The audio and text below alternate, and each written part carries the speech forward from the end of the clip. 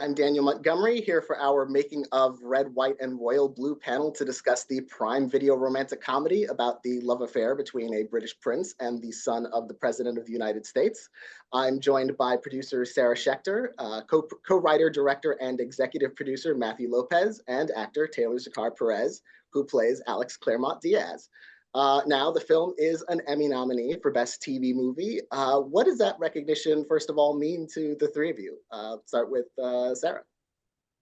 It's wonderful. I'm so grateful to the Academy and to just for all the hard work that everyone put into it. It's really nice. Matthew? Yeah, I mean, it's a very, very lovely bow on the top of what has already been a very wonderful gift. And it's just so nice that people thought enough of this movie to nominate it, and feels a little like the little engine that could in some ways. So I'm very happy. And Taylor? Sort of like the gift that keeps on giving, and I'm so grateful for it. Now, the film is based on the popular novel by Casey McQuiston, of course. What were your experiences reading it? Taylor? Okay, I feel like I've told this story too many times, but I just sobbed. I love this story. I was on my way to New York City, and I read the first part on the way there, and then on my way home, I was just bawling, and I just was like, "You just cry more when you're on the plane? Maybe that's the altitude. I don't know." And you do. I know that's a fact. You do. That's scientific. So I chalked it up to that. Blame science, Taylor. Yeah. But then it wasn't your fault. I kept thinking about it and just how wonderful a story and how strong these characters were, and it was a great read. Matthew? It was in early 2020. My agent had sent it to me thinking I might want to turn it into a musical. I remember reading it. I was actually in a workshop of Some Like It Hot, this other musical, and I was like on my sofa in upstate New York, and I read it in about a day and a half, and I just couldn't put it down. And I love everything that Taylor loved about it. I love these characters and the story and the sort of the impossible nature of it. And I knew that I had read something really special, and I wanted to be a part of it if I could. Sarah? I read it before it was published, and my Mike McGrath, who's an executive producer on the film, had read it first and sort of came into my office and was like, "This is really special. It's also very steamy, so I'm not sure I want to email you about the details of the plot, but you need to read this." And then Greg Berlanti and I both read it and really just fell in love with it. And it's really the magic of Casey McQuiston and what they wrote and the world they created, the hope they created, and the love that they sort of generated that was why we're all here. And Sarah, you as you mentioned, Greg Berlanti, your producing partner. How do you two of you choose projects to work on in general?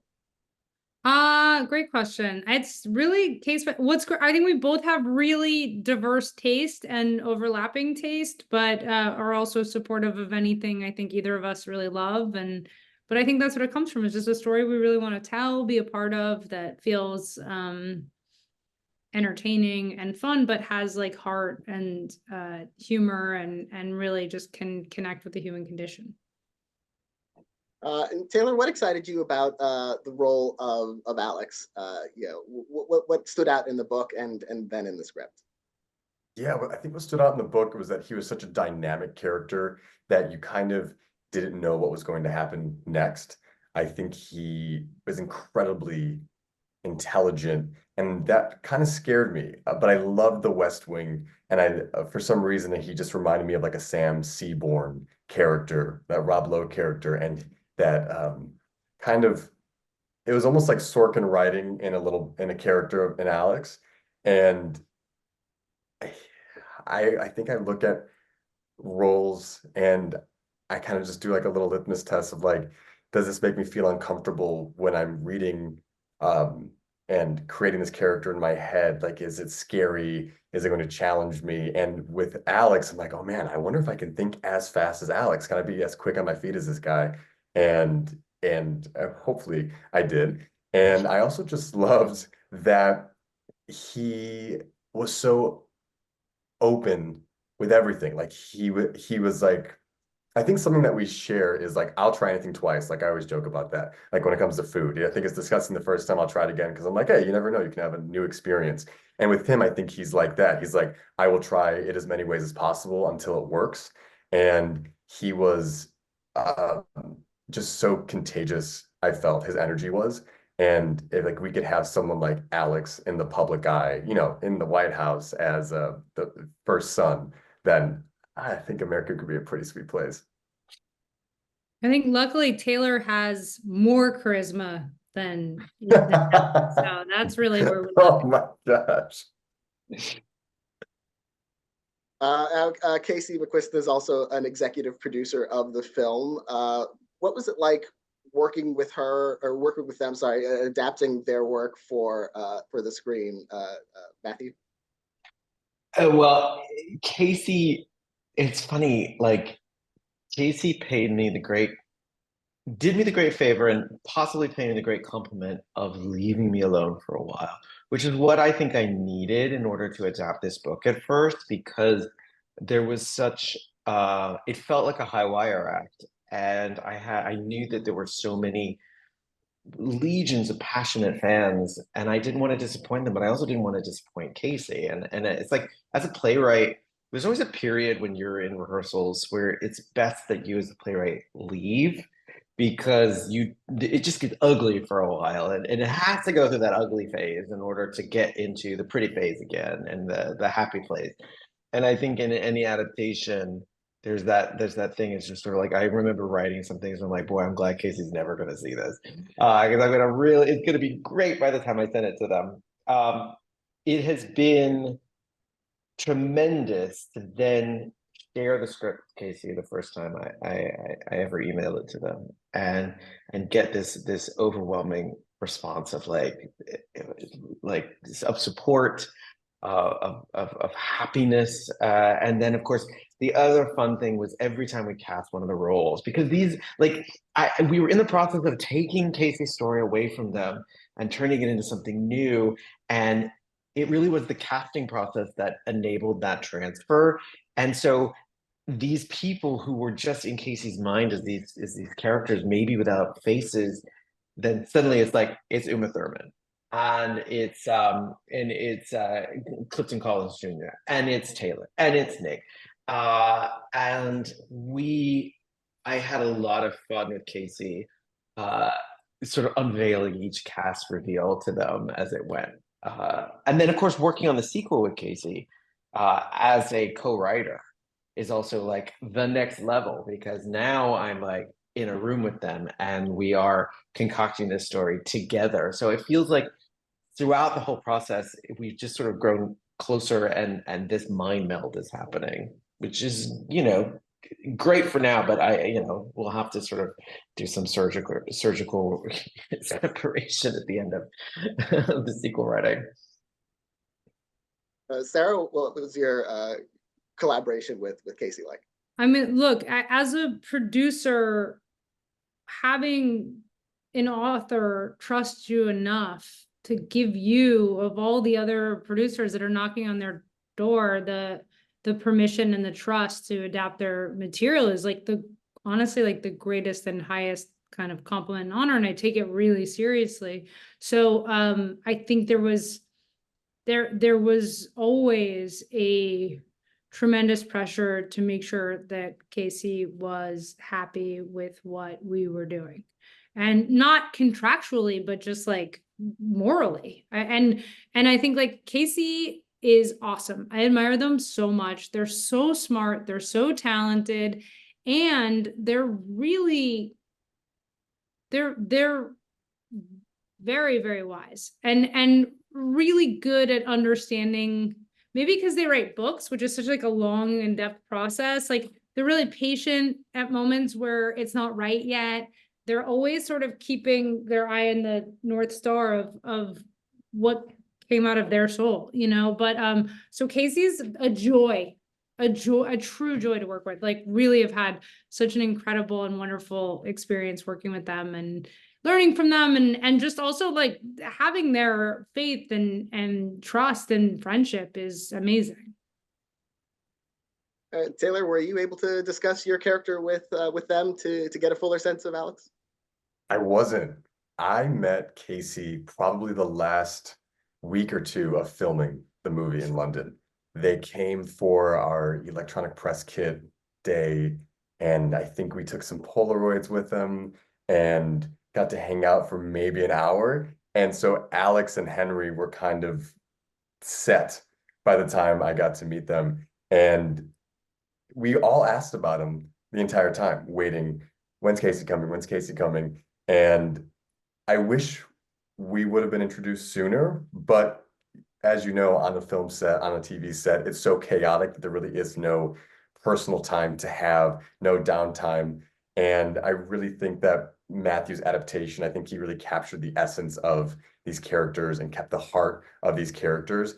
And personally, I didn't want any confusion with what Matthew's adaptation was with Casey's original creation. I just wanted to trust that Matthew adapted it properly, and I think that he did. And Matthew, Also sorry, go just to say, like, I love, and Matthew, I know you remember this too, like when Casey came to set, the look on their face when they saw Henry and Alex, like when they like these, like, can you imagine? It's like your imaginary friend is now standing in front of you. It was truly one of the most like satisfying and happy moments of the whole production, was just watching Casey see these boys that they had created standing in front of them. I mean, it was, Yeah. and how pleased Casey was, I think also, Matthew, I think that carried us through the whole end of production.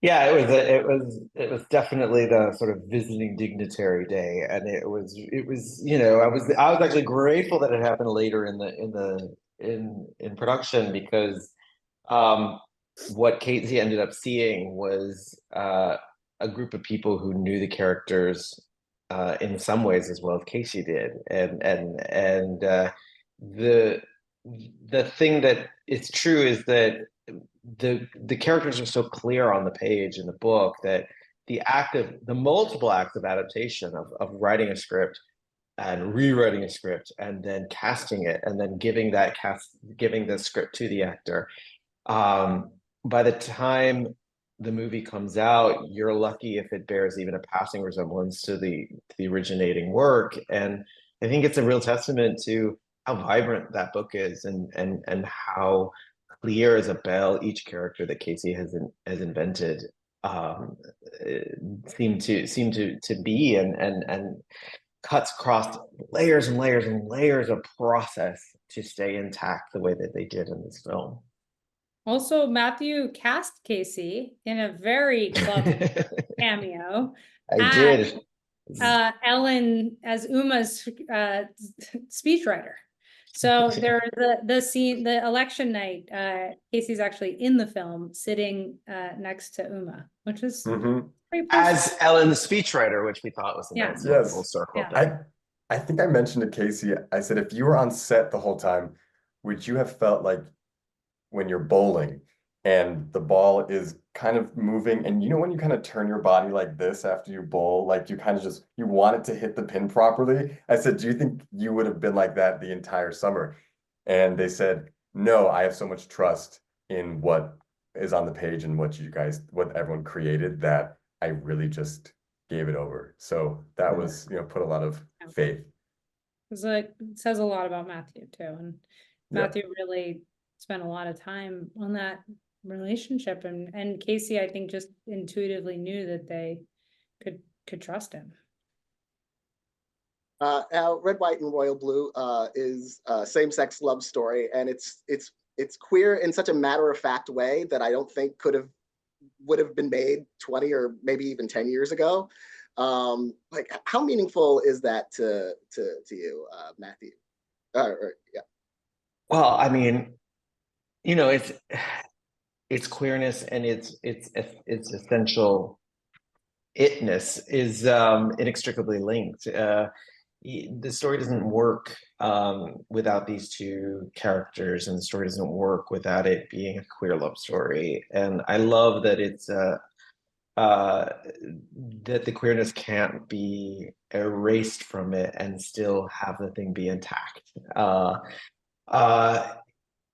I grew up in at the beginning of the sort of the dawn of queer stories being told in Hollywood. I remember, My Own Private Idaho when it came out. I remember Philadelphia when that came out. I remember I was in college when Will and Grace came out. So that it feels as though like my childhood into adulthood into my creative life has sort of been witnessing and then ultimately participating in this evolution. And so I think a lot of it is, a lot of credit goes to Greg Berlanti, who has spent his career telling these stories, and to Greg and Sarah for championing this book in particular. I do think that ultimately, yeah, you're right. This particular kind of movie in this particular way would not have been made 10 years ago. I also think that I was standing on the shoulders of a lot of people who sort of built that foundation. Time was right for it, and I think that I'm sort of optimistic that there's no going back from that. I don't think that once you've achieved a degree of openness and honesty and sort of like totality of queerness in storytelling on a sort of a big budget sort of macro scale like we were able to do with this film, that you don't go backwards, and so that to me is what's most meaningful. Sarah? Yeah, I think, and yes, thinking back to Greg fighting for a same-sex kiss on Dawson's Creek, and how far the world has come, being pushed forward by Greg, I think is very inspiring. And I think everything Matthew said is so true and so right. Also, I'll just say Amazon has been incredible. Jen Psaki and her team, this is the second queer love story film that we've made at Amazon, and they've been wonderfully, wonderfully supportive this whole time. And for me, I just feel like everyone deserves to see themselves in stories. And I think that's and it's also good storytelling, because these are fresher stories. They haven't been told as much. And I think they're universal. Emotions are universal. And so I think in that way, it just was great. But again, and really Matthew was so clear about the authenticity of the story he wanted to tell, and really kind of fought for that. Fought for it in the sense of had a really clear vision, and really wanted to be matter of fact in a way that he hadn't seen a lot, and he was so articulate about it, and we were able to achieve it, and really grateful again that we were able to. Yeah, I have to say that it's really interesting that the creative differences of opinion in the making of this film was never about the thing that you would imagine on a film like this. It was never about, oh, can we tone it down? Oh, can we, there's too many kisses in this thing. Oh, the sex scene is too explicit.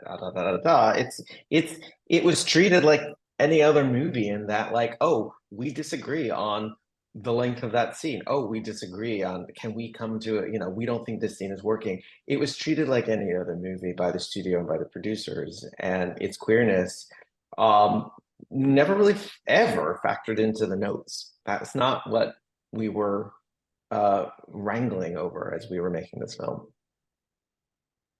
Taylor? Yeah, I feel like this project to me represents, and I'm hopefully to the people that love it too, is a positive representation of queer love at the highest level. And seeing the President of the United States and the King of England accept their queerness and their love and their relationship, it just has a trickle-down effect. And for years, I've read projects sent romantic comedies, queer stories, but nothing that ever felt like it could really make an impact that had a positive influence on the culture. Somebody always died. Somebody was always affected somehow. And you really left those films going, oh my gosh, like I just feeling compassion for those characters.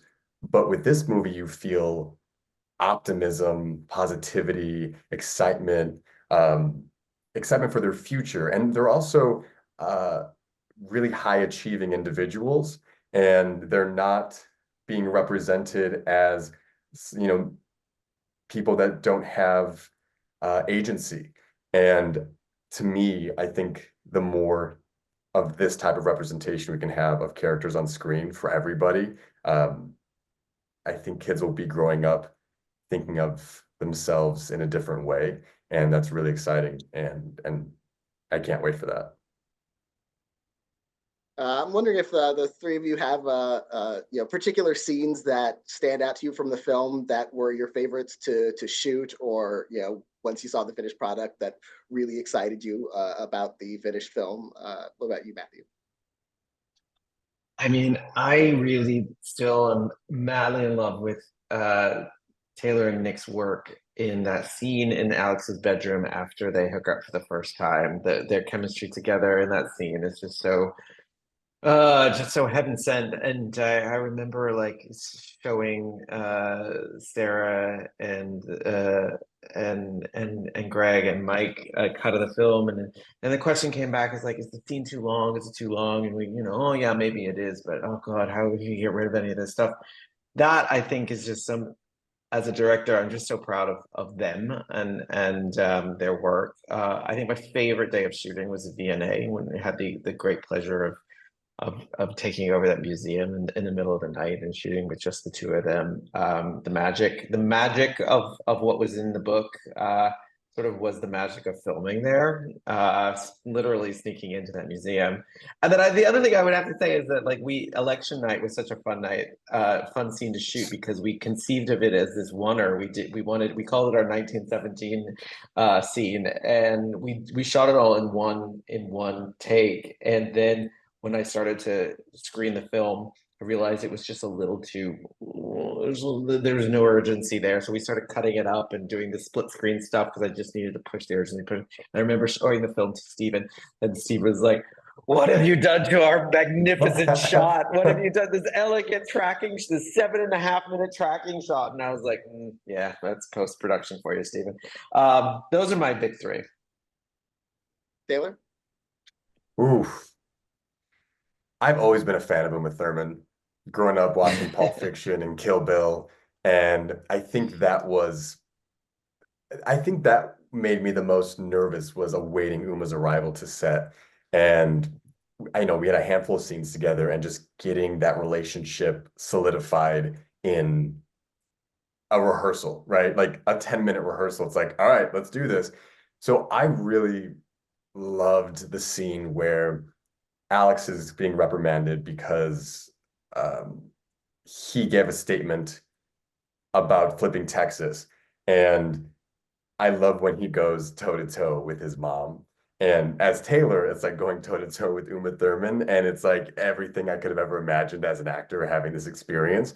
And then even watching it, I still get like uncomfortable, like my shoulders raised for some reason. And I'm just like, oh my God, oh my God. And so I really don't like rewatching myself, because it takes a long time for it to feel normal and go, okay, for me to stop judging it. But my scenes with Uma, and then obviously the being in the Oval Office with Uma, and Alex telling his mom that he's, in love with this prince, and her full acceptance. And, I think when we were filming it, there was just such like a calm feeling over the set. And I think Matthew and I were like, this is the scene that is going to change so many kids' lives, and is going to help so many parents approach that conversation in a different way to make their kid feel loved and accepted and not other. And that was such a huge moment. And so I think that the scenes with Alex and Ellen were so strong. And then, like, for the fun stuff, I mean, I loved the VNA. I loved the cake scene. I just love, I don't know, when we shot in the city of London, I love the progression of Alex becoming more and more inebriated before he gets to the. I think Matthew cut that so well. Just his little antics that he gets up to, and the scale of that room, and the scale of the costumes, and everything just felt so rich, and it was so deep, and I loved it. And then finally, when the cake falls on us, it's just so much fun. Sarah? I mean, I think they kind of hit a lot of my highlights. I do think the election night was so fun. And most of the cast was there. So that was, that was just like so fun to have everyone together. And then obviously look, any scene where you have a woman as a president in a White House Oval Office is a good scene to be a part of. Sarah, I was actually just thinking about that because it's like that scene with Alex and his mom that Taylor referred to. One of the reasons I wrote that scene is very different from how it appears in the book, and I was like, you know what? I just want a female president who understands, who's like cool about, not just cool with, but like cool about like gay shit.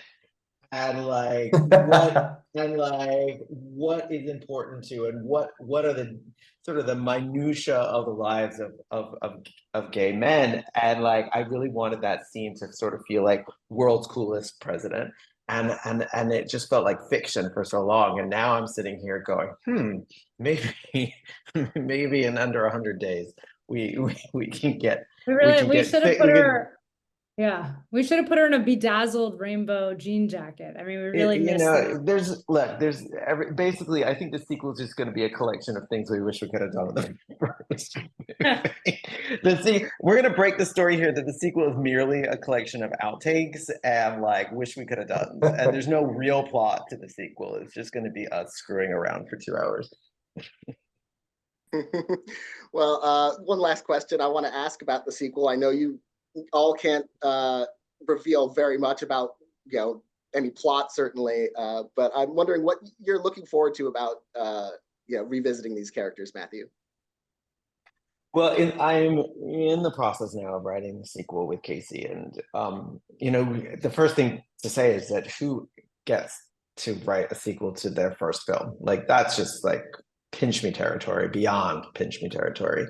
It's so much fun. I was telling you, I remember like Taylor, you and I hadn't spoken for like a couple of weeks, or maybe even like a month had gone by, or 2 months had gone by. We hadn't communicated, and Taylor sent me a text like, "Are you alive?" And I was like, "Yeah, what's up?" And he's like, "I just, are you good?" I'm like, and I felt like it was in that moment that because of writing this movie, I feel like I spent every day with Taylor because I'm writing Alex and I'm writing Henry and writing Ellen, and so. It's just like hanging out with old friends, and like getting to the joy of writing the sequel, especially with Casey, is like A, you're hanging out with some old friends, and B, kind of like get to just sort of put them on a new adventure that didn't exist before we started writing this sequel. So yeah, sorry Taylor, I haven't texted in a while. I've just been with you every day, it feels like. That's right, that suffices. And it happens. I want to thank all of you for joining me today to discuss Red, White, and Royal Blue.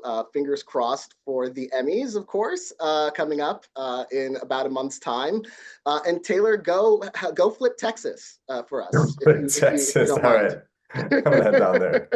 Did you see that meme, Taylor? You sent me that meme about like the yes. Harris campaign is putting Texas on the yes. might win, like. We're gonna flip Texas, and it was like somebody read Alex's strategy memo. Yes.